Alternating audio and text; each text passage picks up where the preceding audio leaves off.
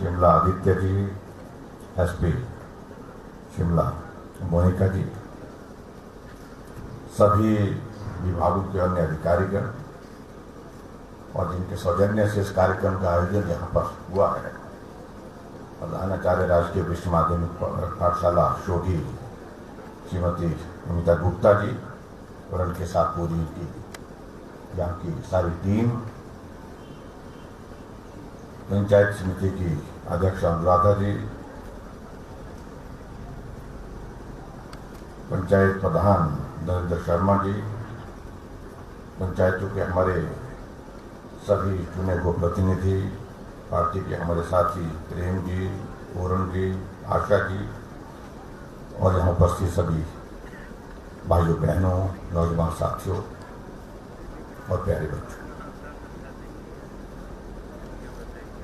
एक आग्रह बहुत कई दिनों से लंबित था।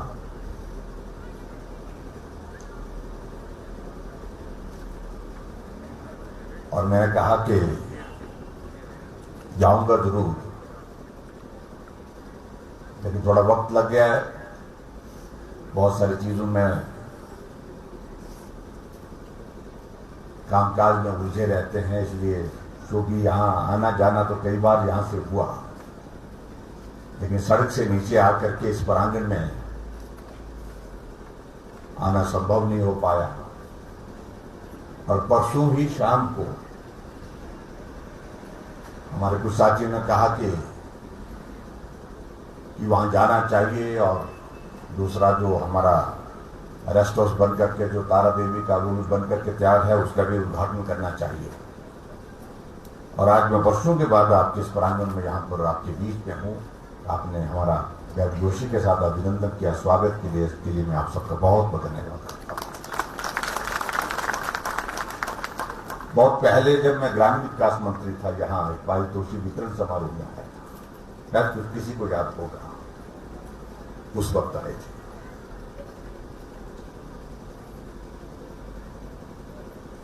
और उस वक्त में ये देख करके हम थोड़ा इस बात को उस वक्त भी कहे थे, ये स्कूल सड़क से आते भी नहीं दिखता है, जाते भी नहीं दिखता है, लेकिन उसके बावजूद जब स्कूल में आते हैं तो स्कूल बड़ा है, बहुत बड़ा है। और इस स्कूल में अभी भी जो जानकारी बताई मुझे कि 600 के करीब बच्चे यहाँ पर पढ़ते हैं। कितने? 628 बच्चे यहाँ पर पढ़ते हैं। तो उस हिसाब से ये स्कूल जो है वो कैंपस के हिसाब से चाहे इधर उधर से नहीं दिखता है, लेकिन उसके बावजूद भी कैंपस यहाँ पर बच्चों की पढ़ाई के लिए 600 से भी ज्यादा बच्चों के लिए यहाँ पर है। ये हमारे लिए बहुत प्रसन्नता का विषय है। और जिस तरह से प्रिंसिपल मैडम ने यहाँ पर बात कही कि यहाँ इस स्कूल का ऐसा नहीं है कि स्कूल संख्या में ज्यादा है, यहाँ एजुकेशन में हम क्वालिटी एजुकेशन पर फोकस होकर के काम कर रहे हैं। और हमारे बच्चे एक नहीं अनेक बार हिमाचल प्रदेश में बहुत बेहतरीन प्रदर्शन करते हुए, अब की बार भी कहा कि 7 बच्चों को लैपटॉप मिले, जिनके हाँ देखिए, तो मैं सभी बच्चों को भी बहुत बहुत बधाई देता हूं। और बच्चों को बधाई देने के साथ साथ मैं सभी जो टीचर्स हमारे हैं उसका भी अभिनंदन करता हूं। हिमाचल प्रदेश में हम इस बात से सहमत है कि हमारा शिक्षा के क्षेत्र में सभी सरकारों ने काम किया है। अगर मैं कहूं तो एक्सपेंशन के हिसाब से मैं हिमाचल प्रदेश में देखूं, दूर दराज के इलाके में संस्थान खुले, और संस्थान खोलने के साथ साथ में अब आज की जो जरूरत हम महसूस कर रहे हैं वो महसूस ये कर रहे हैं कि अगर संस्थान खुले हैं तो वहां पर हम क्वालिटी एजुकेशन कैसे दें। उसके लिए जो ज्यादा फोकस अब आने वाले समय के लिए जो होना चाहिए, एक्सपेंशन से ज्यादा फोकस हमारा होना चाहिए, हम इंफ्रास्ट्रक्चर को स्ट्रेंथन करें।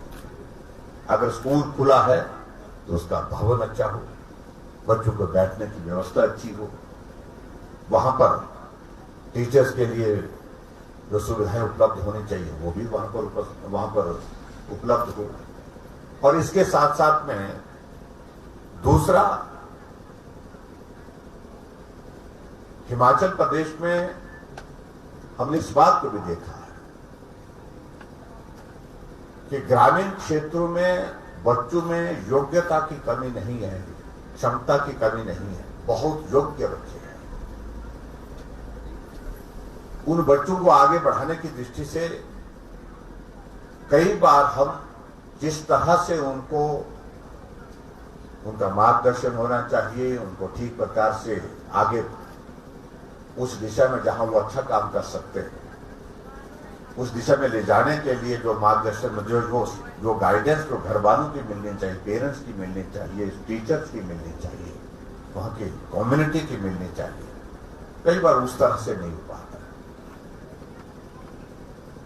साधन की कमी, सुविधाओं की कमी के बावजूद भी बच्चे बहुत ज्यादा अच्छे हैं पढ़ाई में, और पढ़ाई के अलावा दूसरी एक्टिविटीज, स्पोर्ट्स की एक्टिविटीज में हमने देखा, स्पोर्ट्स की एक्टिविटीज के साथ साथ कल्चरल एक्टिविटीज में हमने देखा बहुत बेहतरीन। और इसके लिए मैं मानता हूं कि आज की तारीख में अब वैसा जमाना नहीं रह गया। एक दौर होता था जब बच्चे पढ़ने के लिए जाते थे और जो ज्यादा जमात पढ़ लेता था तो गांव वालों को गर्व होता था इस बात के लिए। जैसे हम कॉलेज के लिए पढ़ने के लिए गए तो हमारे दादाजी बोलते थे कि 11 जमात पढ़ने के लिए गया है, 12 जमात पढ़ने के लिए गया है। बीए वगैरह का भी कम जिक्र होता था, बीए करने लगे तो 14 जमात पढ़ा है, इसी हिसाब से बोलते थे। एमए किया तो 16 जमात पढ़ लिया। अब जमात का विषय नहीं रह गया। अब आजकल इस कंपटीशन के जमाने में, प्रतिस्पर्धा के इस जमाने में हमको बहुत फोकस हो करके जब दुनिया के साथ प्रतिस्पर्धा के उस दौर में खड़ा होना है, तो जमात के बदले बजाय जो है हमको फोकस जो करना है वो करना है क्वालिटी एजुकेशन पर। फोकस करना है जिस लाइन में जिस बच्चे की रुचि है, जहां वो बहुत बेहतर काम कर सकता है, बेहतर परफॉर्म कर सकता है, उस दिशा में उसके लिए हम किस प्रकार से आगे बढ़ने के लिए प्रोत्साहित कर सकते हैं। ये जिम्मेवारी मैं समझता हूं कि सबसे ज्यादा टीचर्स की है, और टीचर के साथ साथ में ये जिम्मेवारी सबसे ज्यादा फिर उसके बाद परिवार के हमारे पेरेंट्स की है। टीचर जब स्कूल में बच्चे को पढ़ाता है, मालूम पड़ जाता है ये बच्चा ड्राइंग में अच्छा है, ये बच्चा कल्चरल एक्टिविटी में अच्छा है, ये बच्चा मैथमेटिक्स में अच्छा है, इसका सब्जेक्ट का इसका इंटरेस्ट ये है। तो पेरेंट्स के साथ ये शेयर करना मुझे लगता है कि बहुत आवश्यक है, इसलिए ताकि पेरेंट्स भी मिलकर के उस बच्चे को उस दिशा में आगे बढ़ाने के लिए अपना सहयोग दे सके, योगदान दे सके। ये मुझे लगता है कि आज की बहुत बड़ी आवश्यकता है। रूटीन की शिक्षा ग्रहण करना, एजुकेशन की फील्ड में हिमाचल प्रदेश हर क्षेत्र में बेहतर काम कर रहा है। आज उस चीज का कोई बड़ा महत्व नहीं है। एक जमाने में हम कहा करते थे हिमाचल प्रदेश लिटरेसी रेट में हम केरल के बाद हैं, और आज मैं इस बात को कह सकता हूं कि आज के वो पुराने सर्वे हैं, आज के सर्वे के मुताबिक अगर देखा जाए तो हम हो सकता है केरल से भी आगे, लेकिन उसका महत्व उस तरह का नहीं है। साक्षरता दर बढ़नी ये अच्छी बात है, लेकिन अब जाकर के हमको कहां काम करना है वो क्वालिटी एजुकेशन पर हमको फोकस करने की जरूरत है। और मैं सभी जो टीचर्स यहाँ पर बैठे हैं सबसे इसी बात की उम्मीद करता हूं कि बच्चों को इस दिशा में मार्गदर्शन करें, बच्चों को इस दिशा में ले जाएं जहां वो अच्छा काम कर सकते हैं, अच्छी पढ़ाई कर सकते हैं और अच्छे आपके इंस्टीट्यूट का नाम भी रोशन कर सकते हैं।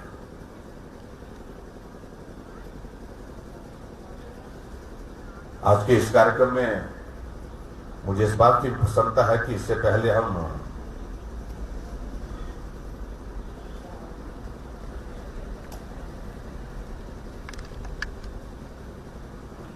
पीडब्ल्यू डिपार्टमेंट का एक रेस्ट हाउस बना 18 कमरों का, उसका भी हमने उद्घाटन किया है। उसके लिए भी मैं आपको बधाई देता हूं। तो पहली बार ही गया वहां पर, सुना था कि तारा देवी के पास रेस्ट हाउस बन रहा है और अच्छा रेस्ट हाउस बन रहा है। आज मैंने देखा कि सही मायने में सचमुच में अच्छा रेस्ट हाउस बना है, मुझे इस बात की प्रसन्नता है। और वो रेस्ट हाउस शिमला के हमारे बहुत सारे जो लोग आते हैं, काम से आते हैं, घूमने आते हैं, उनके लिए बहुत उपयोगी साबित होगा। और उसी तरह से आज ये स्कूल का भवन जहां पर जिसका निर्माण आज पूर्ण हुआ है, तो वो भी बनकर के तैयार हुआ है। लगभग ये 8 करोड़ 80 लाख की लागत से बनकर के ये तैयार हुआ है और उसके लिए मैं आप सबको बधाई देता हूं। ये बात सत्य है कि शिलान्यास पूर्व में सरकार में किए हैं, लेकिन काम हमने किया है, हमने शुरू किया और ये जिम्मेदारी भी बनती है। अगर हमारे से कभी, अभी तो वक्त ऐसा है नहीं, वक्त हमारा वक्त बहुत लंबा है अभी, कभी कोई काम हमसे छूट जाएगा, कभी आपको वक्त मिलेगा तो आप पूरा करेंगे। तो ऐसा ये दौर चलता रहता है। ये लोकतांत्रिक व्यवस्था में सबसे बड़ी खासियत है और हमारा झगड़ा झमेला ये चला ही रहता है। ये तो रहना चाहिए, स्वस्थ लोकतंत्र में ये बहुत लाजमी है। लेकिन कुल मिलाकर के सबके सामने एक लक्ष्य होना चाहिए कि हम विकास में सब मिल करके कैसे योगदान दें। ये महत्व का विषय है।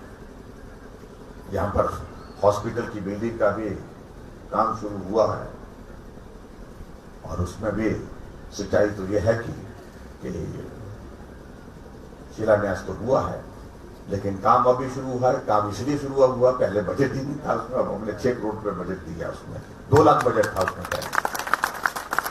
लेकिन उसमें मैं तो ये नहीं मैं कह रहा हूं कि भाई वो सारी चीजों को लेकर के वो होता है, काम कोई शुरू करता है, उसको पूरा करने की जिम्मेदारी जो आगे आने वाले समय में आता है तो उसकी जिम्मेदारी होता है।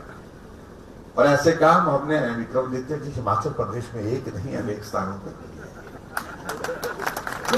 कर रहे थे, हमने पूरे किए। इसलिए कि आपकी मंशा भी यही थी, आपकी सरकार की भी मंशा यही थी कि ये काम होना चाहिए और हमारी सरकार की मंशा थी कि ये सरकार शुरू हुई, ये काम शुरू हुआ तो ये पूर्ण होना चाहिए, उसमें सहयोग करना चाहिए, मदद करना चाहिए।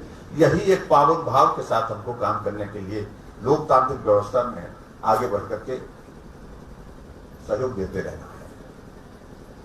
बाकी बातें तो भारद्वाज जी ने कही है।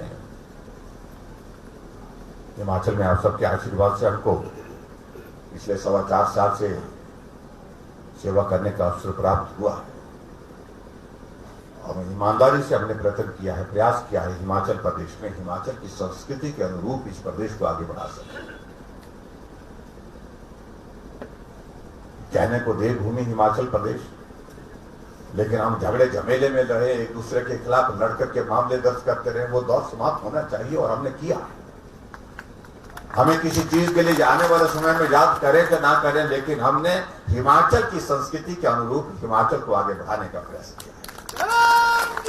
ये देवभूमि हिमाचल है और देवभूमि हिमाचल प्रदेश में देव तुल्य हमारे लोग हैं और इसलिए देव संस्कृति के मुताबिक हमको आगे बढ़ना है। ये मुझे लगता है कि बहुत महत्व का विषय है। बाकी बातें आती रहेंगी, सरकारें बनती रहेंगी, बिगड़ती रहेंगी, ये दौर चलते रहते हैं, लेकिन हमको समाज में आकर के किस प्रकार से काम करना है ये महत्व का विषय है। इन 4.25 साल के कार्यकाल में जो हमसे बन पाया, कठिन परिस्थितियों में हमने काम किया और शायद मैं इस बात को मैं कह सकता हूं, शायद क्या ये यकीनन है कि जो कोविड का दौर जिस प्रकार के हमारे सामने एक बहुत बड़ी चुनौती के रूप में था, ये दौर आज से पहले किसी के कार्यकाल में नहीं आया और इसके लिए तैयारी भी नहीं थी, समाज की भी तैयारी नहीं थी, हमारी भी तैयारी नहीं थी, ना दुनिया की तैयारी थी। बहुत विकट परिस्थिति हमारे समक्ष थी।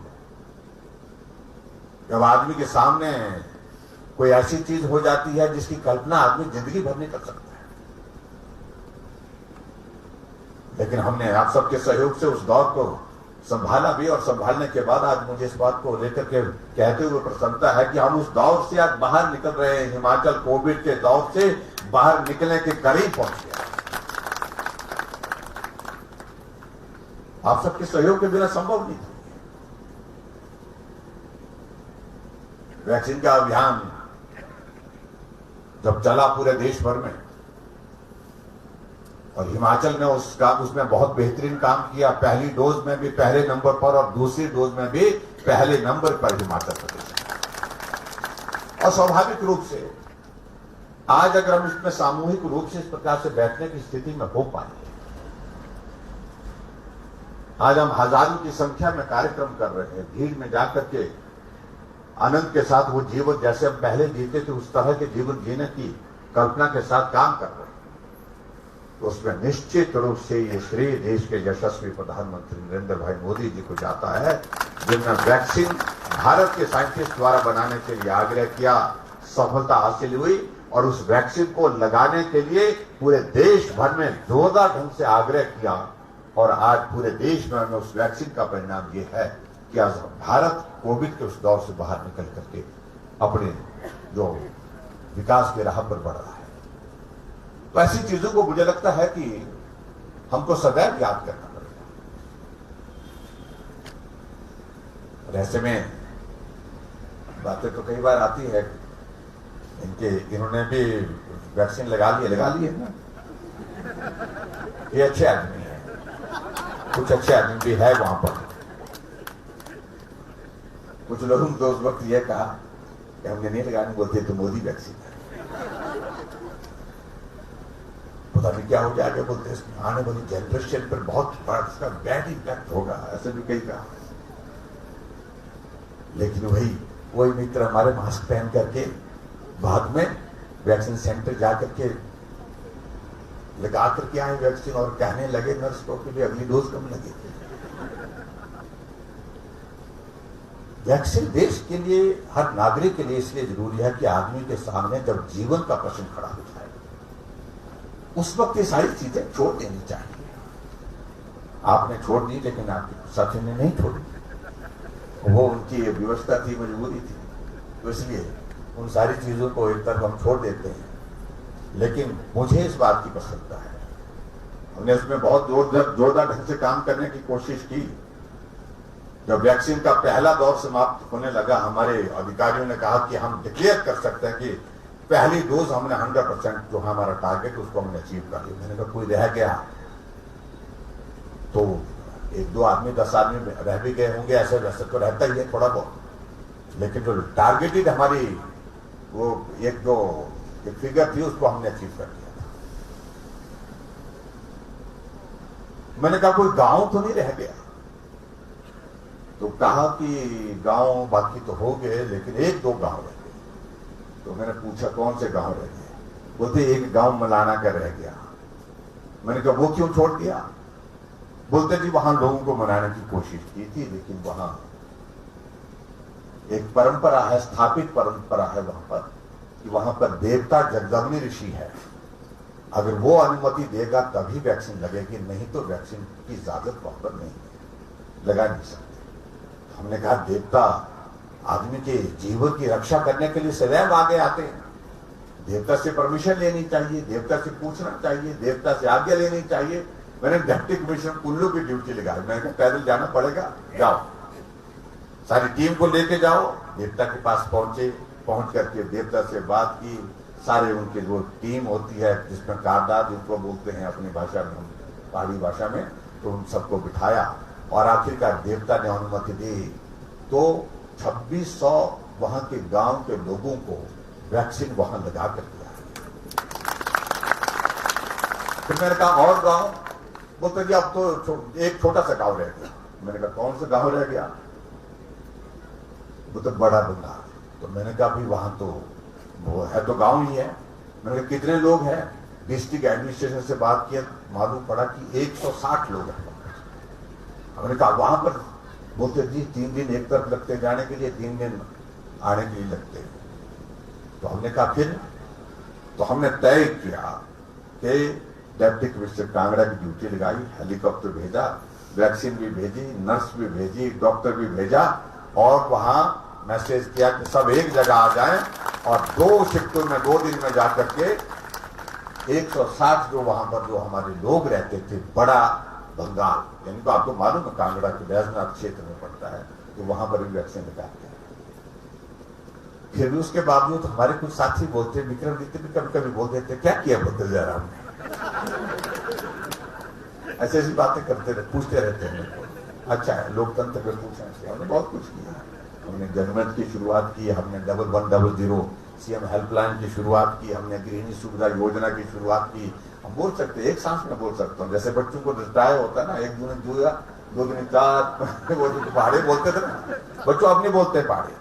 हम जब स्कूल में पढ़ते थे तो क्या होता था, अंतिम जब पीरियड होता था, जब छुट्टी होने वाली होती थी तो हम गोल दायरे में खड़े हो जाते थे, तो पहाड़े बोलते थे वहां, और पहाड़े जोर जोर से बोलते थे, क्योंकि उसके बाद हमको मालूम होता था अब इसके बाद छुट्टी होने वाली है।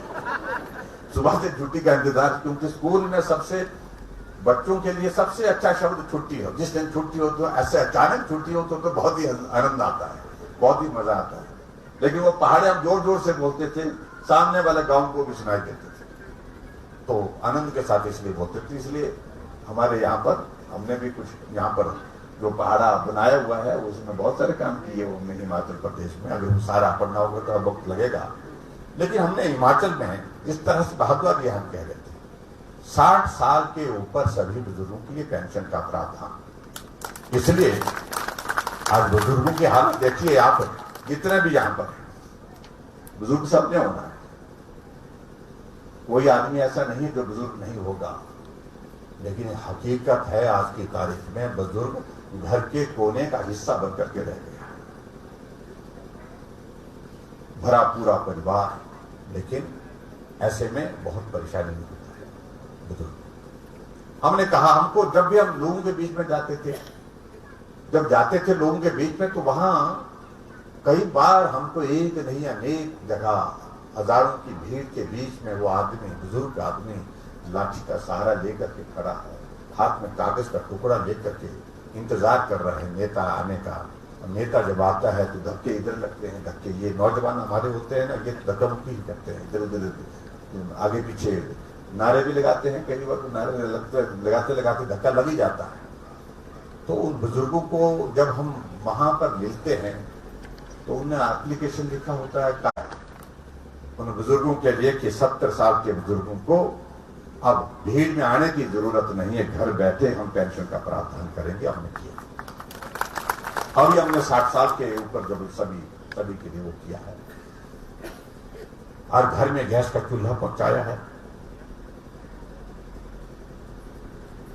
हिमाचल प्रदेश में लंबे समय से सरकारें चली, लेकिन गरीब आदमी का मुफ्त में इलाज हो, कोई आदमी ऐसा है बीमार हो गया, बीमारी तो किसी के बस की बात नहीं है, किसी को कोई बीमारी लग सकती है, पूछ के तो आती नहीं बीमारी। और कई बार ऐसी बीमारी आ जाती है वो लाचार बेबस हो जाता है, खर्चा करने की स्थिति में नहीं हो पाता। तो ऐसे में हमने जब अधिकारियों के साथ बैठक की, हमने कहा कि अगर कोई गरीब आदमी बीमार हो जाए और उसके पास इलाज के लिए मान लो पैसे नहीं, तो उसका इलाज करने का सरकार के पास क्या इंतजाम है?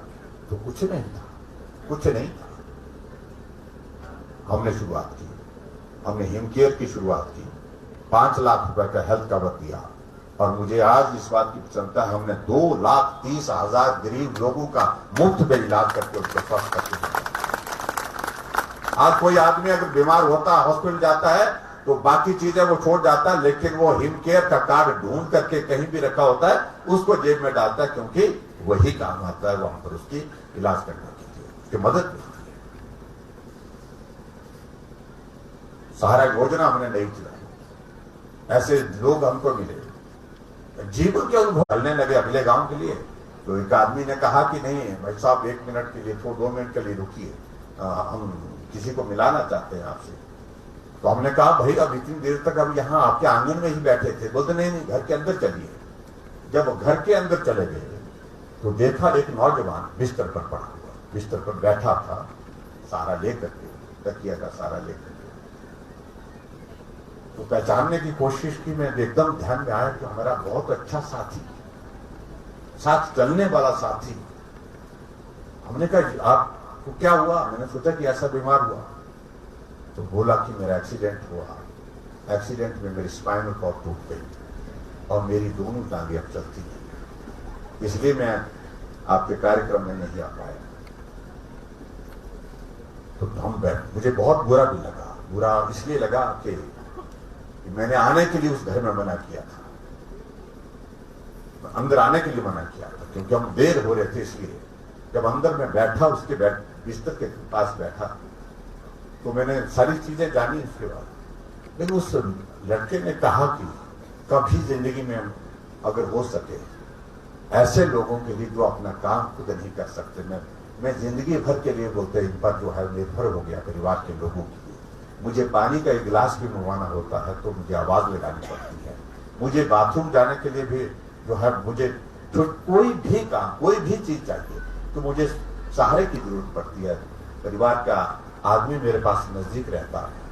ऐसे लोगों के लिए जिंदगी में जरूर करना चाहिए कुछ न कुछ, कभी अगर मौका मिले तो। बात दिमाग में बैठ गई, तो इसलिए सरकार बनने के बाद हमने तय किया कि ऐसे जितने भी लोग हिमाचल प्रदेश में हैं, किसी बीमारी के, ऐसी बीमारी के शिकार हो गए और इस बीमारी का इलाज जिंदगी भर चलेगा, किसी को ब्रेन हेमरेज हो गया, किसी का एक्सीडेंट के कारण स्पाइनल कॉर्ड टूट गई, पैरालिसिस हो गया, किसी की किडनी फेल हो गई, किसी को कैंसर हो गया, ऐसे जितने भी लोग हैं जो बिस्तर पर हैं, जिंदा हैं, चल नहीं सकते, अपना काम नहीं कर सकते हैं, उनके लिए हमने सहारा योजना की शुरुआत की। और सहारा योजना ये पूरे देश भर में ऐसी योजना है जो हिमाचल एकमात्र प्रदेश ने इस भावना के साथ शुरू की, ऐसे लोगों की मदद के लिए। और हम 3,000 रुपए उन लोगों के खाते में हर महीने डाल रहे हैं मदद करने, ताकि उन लोगों को मदद हो सके।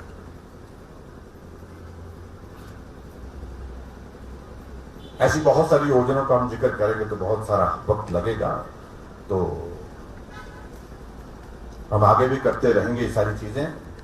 और मैं आप सबको, बच्चों को मैं शुभकामनाएं देता हूं। बच्चों आगे पढ़ो, और बच्चे तो खुश होंगे मैं कि स्कूल लगे हैं।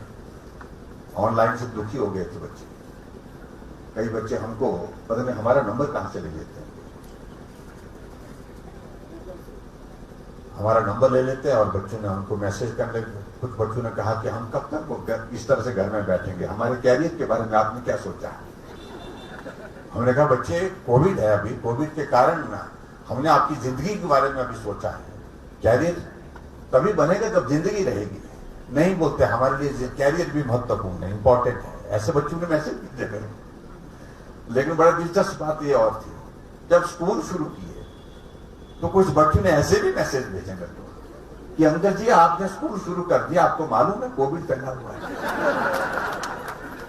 हमने कहा हाँ मुझे मालूम है, लेकिन अब स्कूल तो कब तक बंद करेंगे, हम 2 सालों से स्कूल बंद करके रखे हुए हैं, अब तो खोलने पड़ेंगे। अगर हमको कोरोना हो गया तो क्या होगा। हमने कहा बच्चे नहीं होगा, कोरोना का इलाज निकल गया है, अब आपको कोरोना नहीं होगा, अब कोरोना खत्म हो रहा है। नहीं बोलते अगर हो गया, एक ने तो यहाँ तक डाल दिया कि आपकी भी तो बेटियां हैं, बोलते वो भी पढ़ती है, तो देखिए उनको आप उसी तरह से सोचिए ना, हमारे बारे में सोचिए। मैंने कहा आप बेटियों से कम नहीं है, आप इसी तरह के हैं। लेकिन उसके बावजूद आखिरकार कब तक हम स्कूल को ऑनलाइन रखेंगे। बहुत बड़ी, यानी कि जीवन में कभी बच्चों ने भी सोचा नहीं था, ना हमने सोचा था, किसी ना टीचर ने सोचा था कि ऐसी स्थिति भी आएगी। लेकिन टेक्नोलॉजी ने वो सारी चीज को थोड़ा संभाला और बेहतर हुआ। तो लेकिन आने वाले समय में ईश्वर करे कि ऐसे दौर में से हमको गुजरना ना पड़े, ये मैं ईश्वर से प्रार्थना करता हूँ। बाकी बातें अच्छी हैं, सब लोग हम मिलकर के काम करें। आपके इस विधानसभा क्षेत्र में बहुत सारे विकास कार्य को हम आगे बढ़ाने के लिए प्रयत्नशील हैं। आपके यहाँ पर वीडियो का ऑफिस हो गया है, और उसके साथ साथ में आज आपके यहाँ पर मैं उन सारी चीजों का जिक्र ना करते हुए 2-3 चीजों को लेकर के यहाँ पर बात कही गई है। एक तो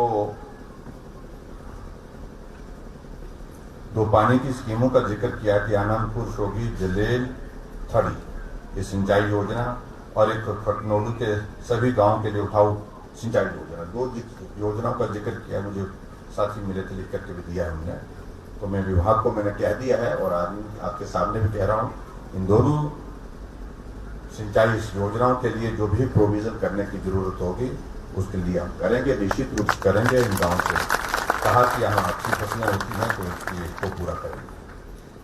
और उसके अतिरिक्त एक चीज और कही यहाँ पर, जो स्कूल के संदर्भ में कही, यहाँ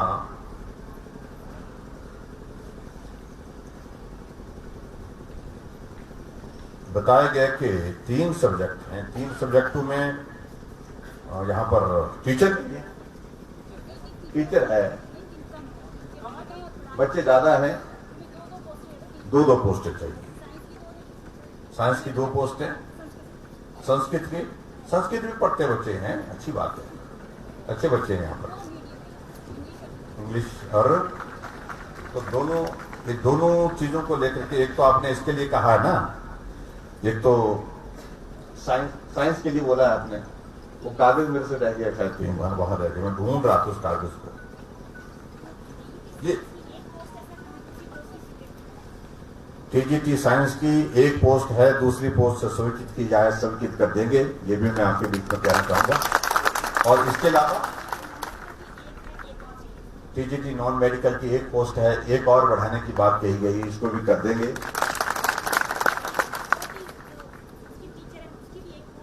एक संस्कृत टीचर की भी एक पोस्ट जो है वो कम पड़ रही है, तो ये भी करेंगे। 3 चीजें जो बताई गई वो करेंगे। और इसके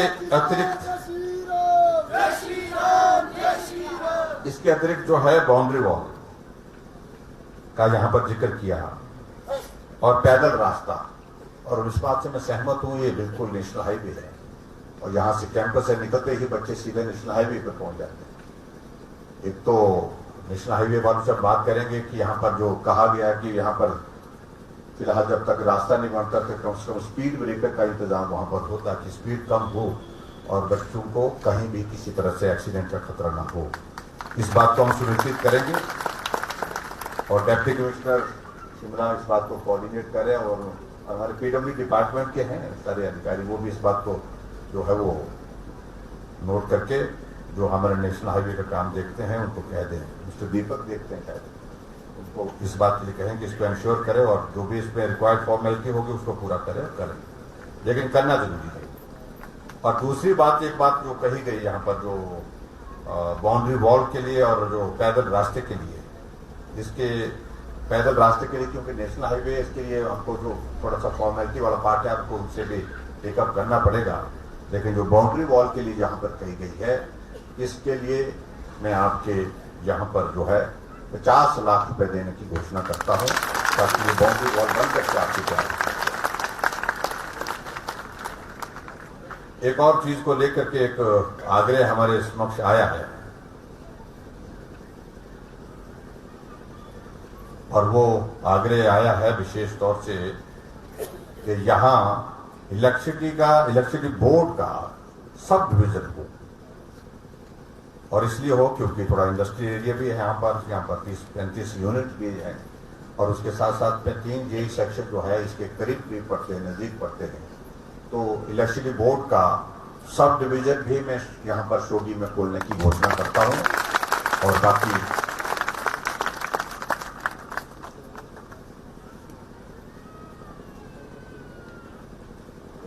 क्या साउंड सिस्टम,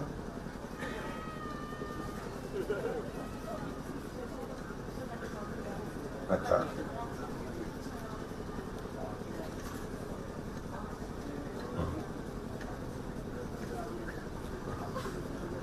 मैं बहुत कुछ दे चुका हूँ, बोल रहे कि कुछ नहीं दिए, तो बहुत कुछ और भी दो।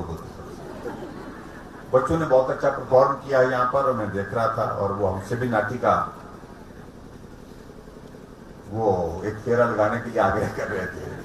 मैं बच्चों की भावनाओं का धन्यवाद करता हूँ, क्योंकि उस वक्त तक के लिए म्यूजिक बहुत फास्ट हो गया था, अब हम फास्ट म्यूजिक में मैंने कहा इसमें तो आप ही नाचो, बच्चों को कहा मैंने, और फिर विक्रमादित्य जी हमको बोले गए तो नाटी डालता है ये बहुत बोलते हैं, क्या करो, अब नाटी हमारा कल्चर है, इससे हमको अपने आप को अलग करने की जरूरत भी नहीं है, और जरूरत तो होनी भी नहीं चाहिए, इस कल्चर में आपको रहना।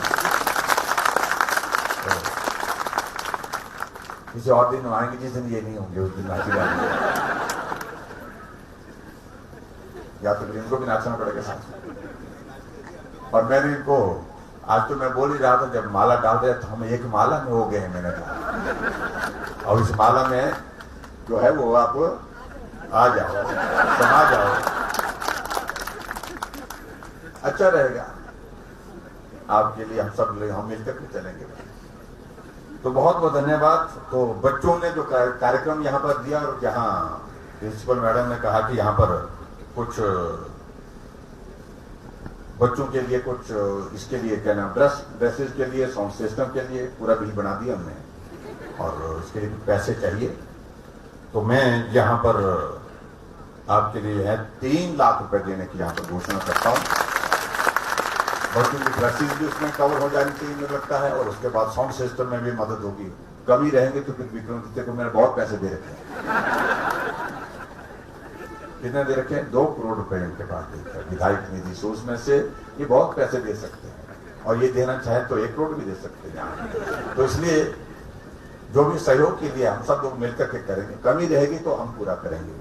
अभी तो मैंने उनको कहा कि विक्रमादित्य जी करेंगे, लेकिन कमी रहेगी तो ये नहीं देंगे तो मेरे को दे देना, दे देंगे बोलते, इन्होंने कहा ये भी दे देंगे, तो ये आपका पूरा कर देंगे, पूरा सेट ड्रेस और उसके बाद आपका साउंड सिस्टम।